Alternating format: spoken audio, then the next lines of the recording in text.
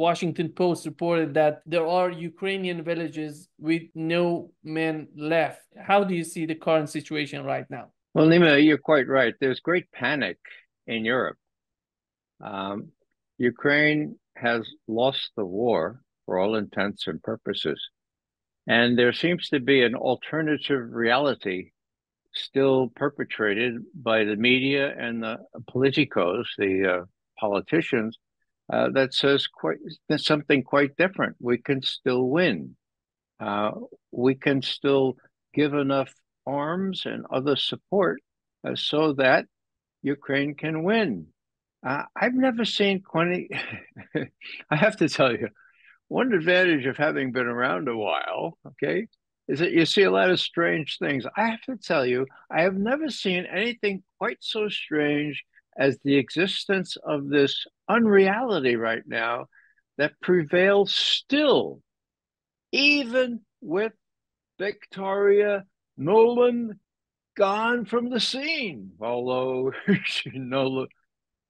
she must be lurking in the background. So what do we have? Well, we have the clear approaching of a defeat in Ukraine, a defeat which the United States and the Western or the European powers that it has cajoled into giving full support. Some of them needed cajoling, that is, the French and the Germans. The people in the Baltics or Poland, they didn't know anything. They were happy to give Russia a strategic defeat, right? Okay. So what happens? Well, last July, based on I don't know what, the head of the CIA says Russia has already suffered a strategic defeat. The Russian army, so helpless, its defeat has been laid bare for the whole world to see. When did he say that? He said that on July 7th in a Washington Post editorial. Wow. 6 days later, Joe Biden, President of the United States, said, yes, it's true. Putin has already lost this war in Ukraine.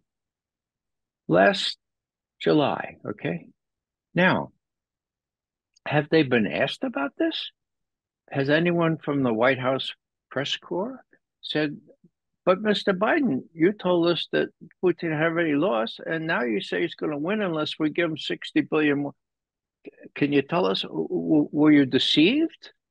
Now, I don't know what went through the head of the CIA's head, but it was not the facts. It was people telling him and the president what they wanted to hear. And the Secretary of Defense, Lloyd Austin, has a long history of distorting intelligence since the time when he was head of CENTCOM, the Central Command in charge of the Middle East, okay? So they were given bad advice. But instead of heeding or instead of recognizing that, they decided to double down, okay? More aid, more money. Now, you have to realize that Ukraine is out of troops, pretty much, okay? They've committed all their reserves. Russia is battering away at that long 1,000-kilometer frontier, and there's very little to prevent the Russians from going all the way to the Dnieper River. I, for one, don't think that they're going to rush there. They're going to just go attrition, okay, and give the West time to come to its senses. But the situation is really dire. And the notion that what are we going to do? Well, one thing is, well, let me show you a concrete reflection of this. Now, Putin said some very valid things recently, just a couple of days ago. And he's quoted in this major op-ed just yesterday in the Washington Post by Fareed Zakaria. Now, he's pretty well plugged in. He's the bellwether. He's a sock puppet. You can see what the administration is thinking. So here he starts out this, quoting Putin. The war in Ukraine, the Russian president explained, is for the West. a way of improving their tactical position vis-a-vis Russia. But for us, says Putin, it is a matter of life and death. The fundamental mistake in Western strategy against Russia has been to ignore this reality. Whoa! I'm thinking, Fareed Zakaria is starting to not ignore this reality. I mean, a little footnote here. That's precisely what Obama said. 2015. Look, it's foolish to think that you can prevail or that you give the Ukrainians the idea they could prevail against a much stronger Russia right on their doorstep. Okay? It's not going to work that way, says Obama, because the Russians have a core interest here. What did Putin say? For us, it's a matter of life and death. That's called an existential issue, okay? Now, even Fareed Zakaria is quoting Putin as saying, well, for the West, it's just a way of improving its tactical position against Russia. Okay, well, that's true. It was true in 2015. It's true now. And McGovern is thinking, oh, my God, this is great. Zakaria is going to come around. Next thing he says is, besides, the Russian economy has survived because Putin has done whatever it takes to put his country on a war footing, okay? And then he said, in addition to that, the polling center Levada, who enjoys a relatively favorable ratings in the West, has said that Putin's favorability rating is now 86%. They got that right? 86%, says Zakaria, quoting Putin. Okay, well, quoting what the polls have said. So he says the Russian economy has survived, and after he made all these very accurate points, I'm expecting to say, therefore, ergo, we have to face reality here, and we have to find some way to negotiate ourselves out of this position because it's intolerable. But instead, and I'm using this as an illustrative example of the unreality. And what does Zakaria draw from all this? He says, well, Putin sees himself in a take no prisoners battle with the West. Biden and other Western leaders must demonstrate that they too will do whatever it takes. This means using the Russian central bank reserves, now frozen, to help Ukraine. It means accelerating delivery of every kind of weapon that Kiev needs. The pressure that Putin needs to feel is not long-time economic decline, but short-term military setbacks, loss of conquered territory, higher casualty rates, and a collapse in morale. McGovern comment, what planet are you living on? None of that's going to happen, no matter what you do, okay? Seizing frozen Russian assets is shooting yourself in the foot, just as in the other foot, from all the wounds you've inflicted on the first foot. So, this last thing, Macron. I think you mentioned Macron. He's gone off the deep end, hasn't he? French troops in Ukraine. Maybe not. Well, maybe so. Let's leave it open.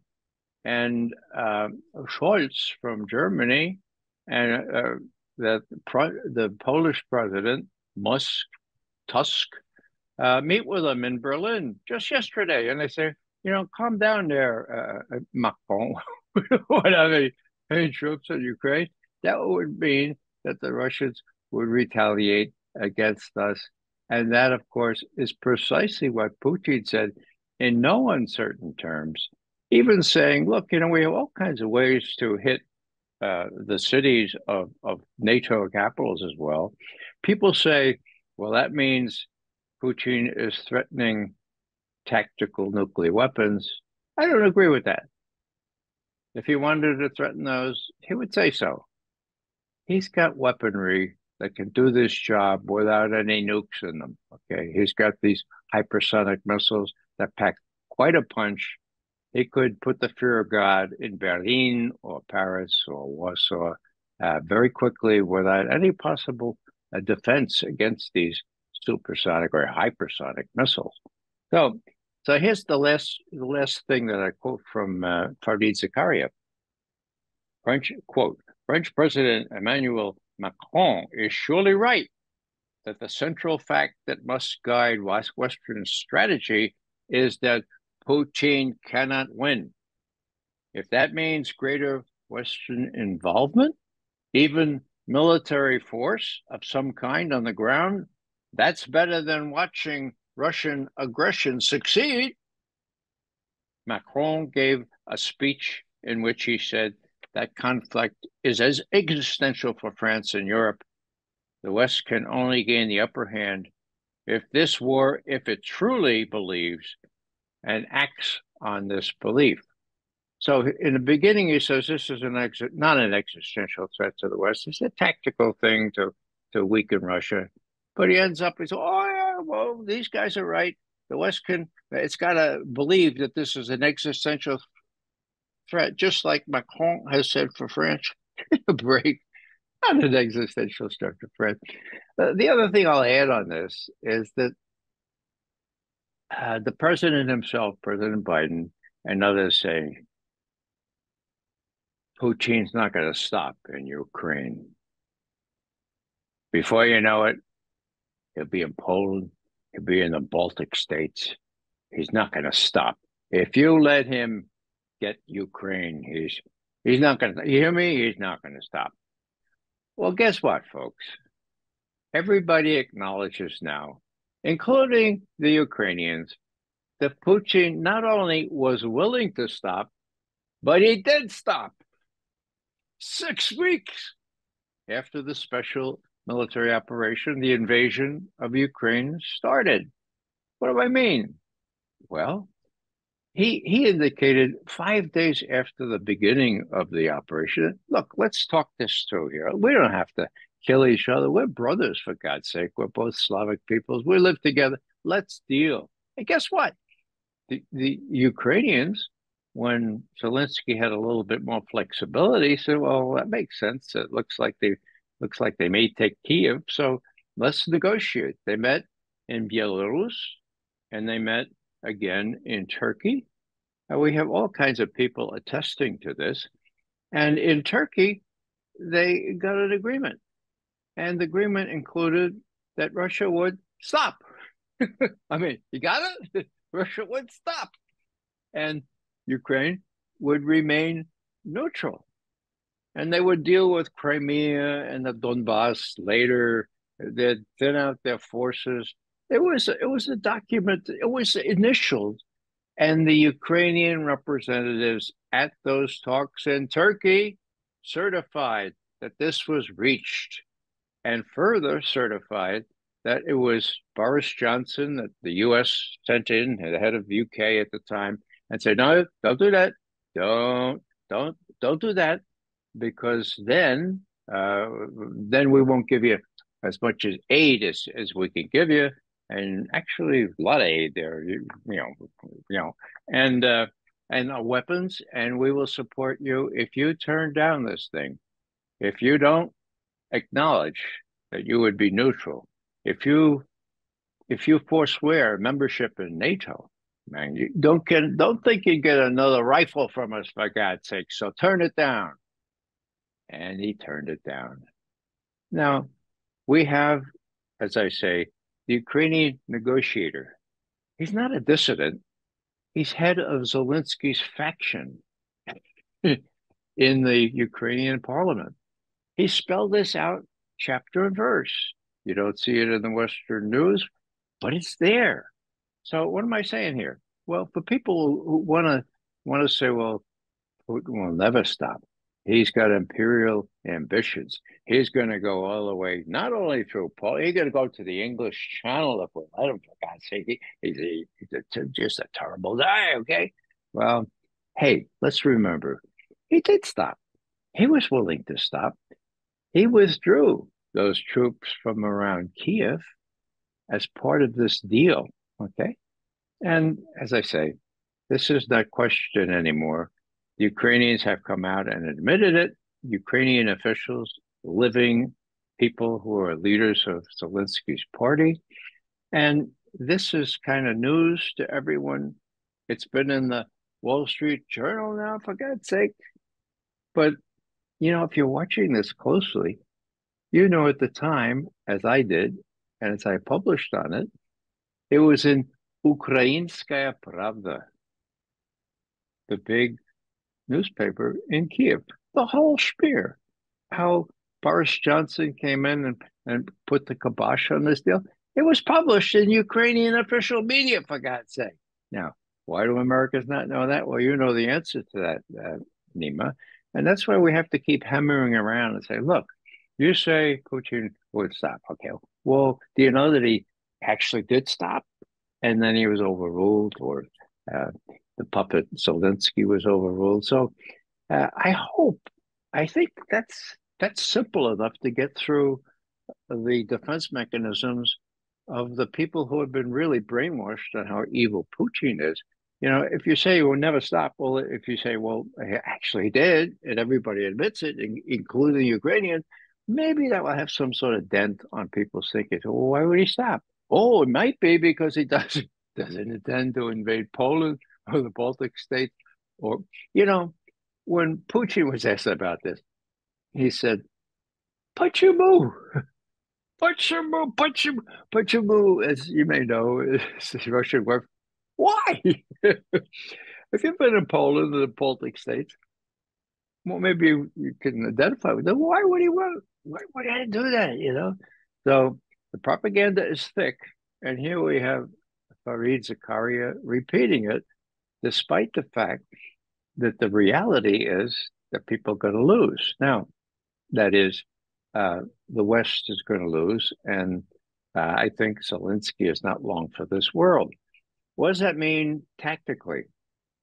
Well, as I mentioned before, on the ground, Russian forces have taken Avdiivka, which was the real stronghold, and after which there's not much left on this very even ground here between them and Kiev and the Dnieper River.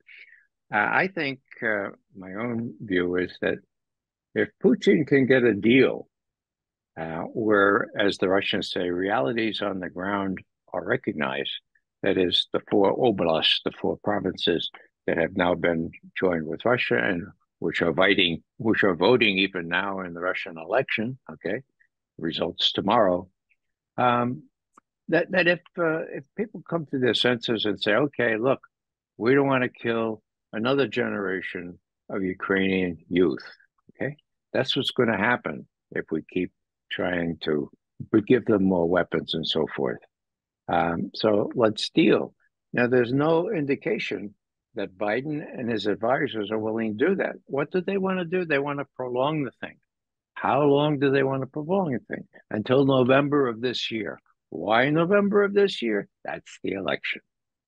And I'll just say one more time, they are very fearful that if they lose the war, ostentatious, if it becomes very clear that they lose the war, then they lose the election ipso facto. It seems to me anyway.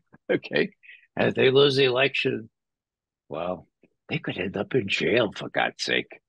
The evidence that has been accumulated against not only Hunter Biden, but Daddy Biden, some of their family, and even Sullivan and Blinken.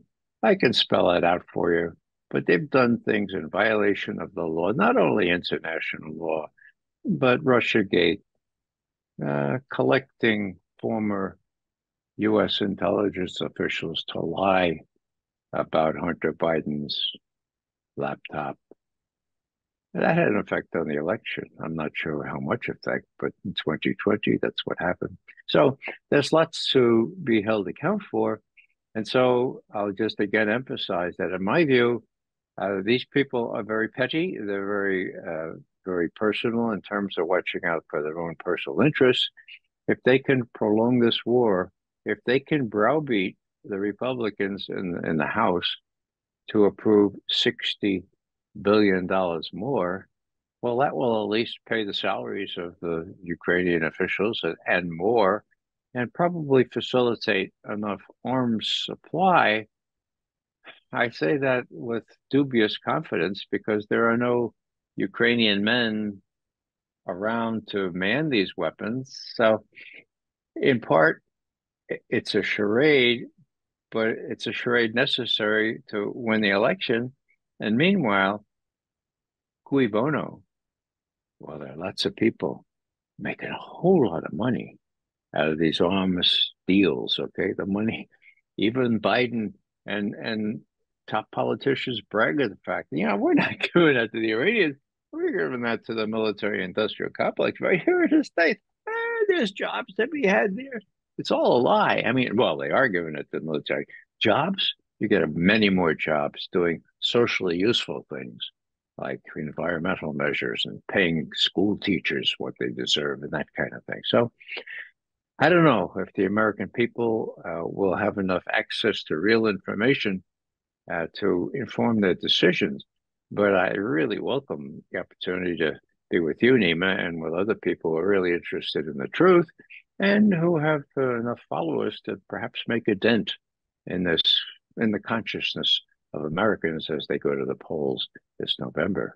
Polish Foreign Minister Sikorsky said that NATO troops are already in Ukraine. If NATO troops are already in Ukraine and they couldn't do anything and they couldn't save the situation for NATO and for whatever they want in Ukraine, why they're talking about sending these troops? Do you think that Washington is pushing this idea of sending Europeans to this battleground? Nima, I think the key to the answer to your question is that Washington is not a solid, homogeneous entity. There are various factions. There are still a lot of neocons, even absent Victoria Nuland, who want to press this thing forward, who don't shy away from the prospect of hostilities with Russia, for God's sake. This is scary, as I say. It has the hair on the back of my neck standing up straight. So that's what I think is going on here. Now, I think the latest yesterday with Tusk from Poland, Kreuz from Germany, and Macron in Berlin, sort of summoned to Berlin for a little talking to. The outcome of that is, as I remember it, well, no, we're going to be really circumspect. We're going to not be putting troops, no NATO troops in Ukraine. So I don't know where Kirby's coming from. Maybe he's just trying to say, well, we don't tell the Europeans what to do, which of course is a big lie. They do tell the Europeans, but it's a faction, as I see it, of the American government. It's the non-entity called Lloyd Austin, who pretty much bends with the wind, and he's not really a player here. So people run rings around him, and the neocons are still very much in power. And Biden is still working in this alternative universe where he thinks that the U.S. can prevail. Let me give you one more example. I think I made a little note of this here. It's a little unusual. Yeah, here it is. We had this notorious Secretary of State, and before that, she was the U.S. Ambassador to the United Nations, Madeleine Albright under Clinton. Now, I was naive in thinking, wow, this is terrific. We have a woman, the Secretary of State. Well, I hadn't known anything of her background or her tutelage, or that she was of Czech extraction and whom she studied under and all that stuff. But she was a loose cannon, okay? She was the one that said, when Leslie Stahl, the interviewer, asked her, Madeleine Albright, Secretary Albright, the sanctions against Iraq have caused 500,000 Iraqi children to die. Do you think it's worth it? And Albright, without batting an eyelash, said, "Oh yes, it's worth it. We think it's worth it." My God, Well, here's what else she said. She said that The U.S., let's recognize it, is the indispensable nation. The U.S. is the extraordinary. It's the top of it's the city on top of the hill. Okay, and she propounded this with her fellow foreign ministers or secretaries of state. And this week came in a little comment from one of the most widely respected French foreign ministers who served under both Mitterrand and Chirac. And his name is Hubert Védrine, okay? And as I say, he's very well respected, long serving, and he recounts a conversation with Madeleine Albright. And she says, you know, by not supporting the United States in its adventures in Iraq and elsewhere, you are betraying the Marquis de Lafayette. People will remember that General Lafayette came to the United States, helped train our forces so that we could prevail over the British. That was our revolution, okay? So Madeleine Albright has the gall to say, you, French Foreign Minister Védrine, you are betraying Lafayette. Now, Védrine's response, and this is on tape, it's in video now. Actually, Madame Albright, we did not intervene at all to help America. We did it only to annoy the British. It was competition with the British. And here's the key. Besides, says Védrine, if we had known what you were going to become, a kind of arrogant, dominating empire, I think we would not have helped you at all. End quote. So, you know, this is just come up in Twitter. It's authentic.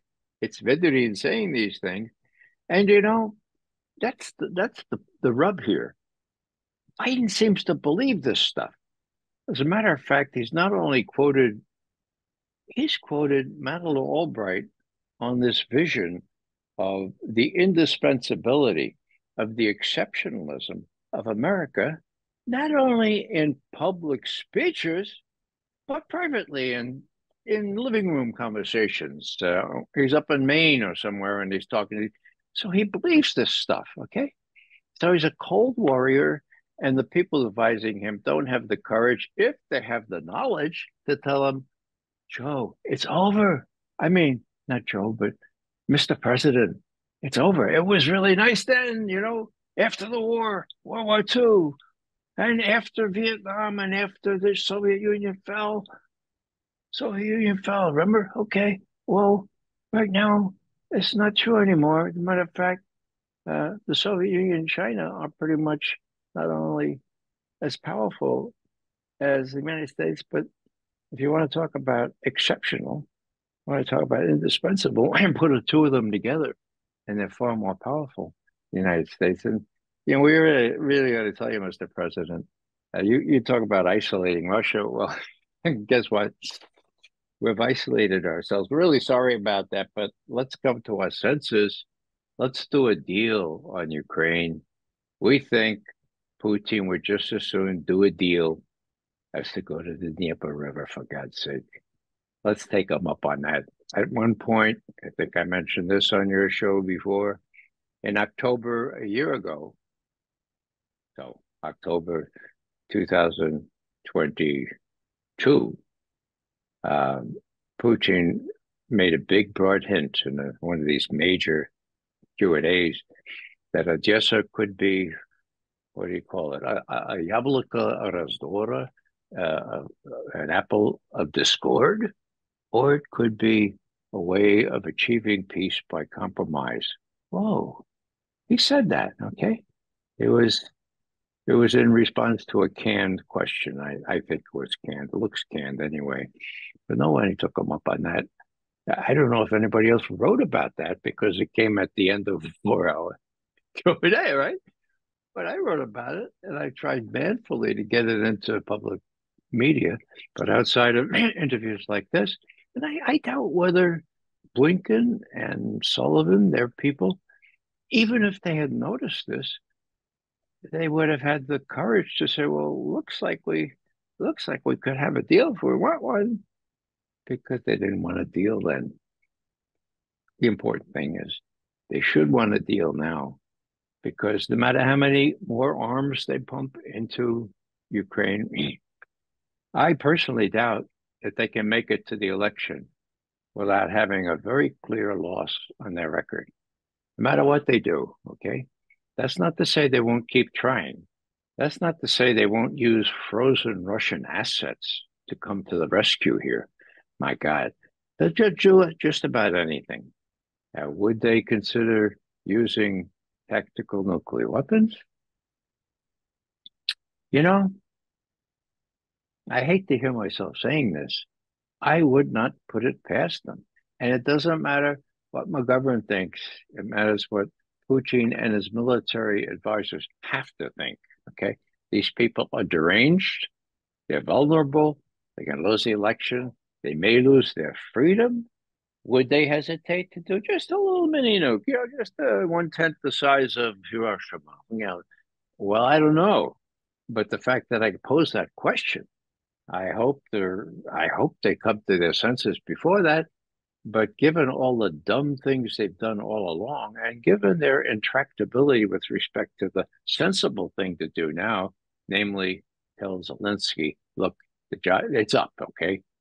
You've lost, we've lost. We're going to cut our losses. They're going to make the best deal we can for you. Instead of doing that, they're doubling down. Instead of taking the first couple of paragraphs of what Fareed Zakaria had said in the Washington Post, look, it's over. They're going to double down. Even Zakaria says, the French might not have a bad idea. Some troops might be coming. Although it's really crazy, getting very dangerous. And with the NATO summit coming up in July here in the U.S., and with the EU Parliament elections coming up this summer as well, it's a very big political season, and the political hacks that are in charge in Europe don't seem to have a sensible way of coping with the danger that they're in. So everything, to say that they're hectic, that they're frantic, and that they're a little unleashed. Well, Macron is just one of them. The others all fear for not only their careers, but what will happen to them once their people realize that they've been conned, they've been neoconned.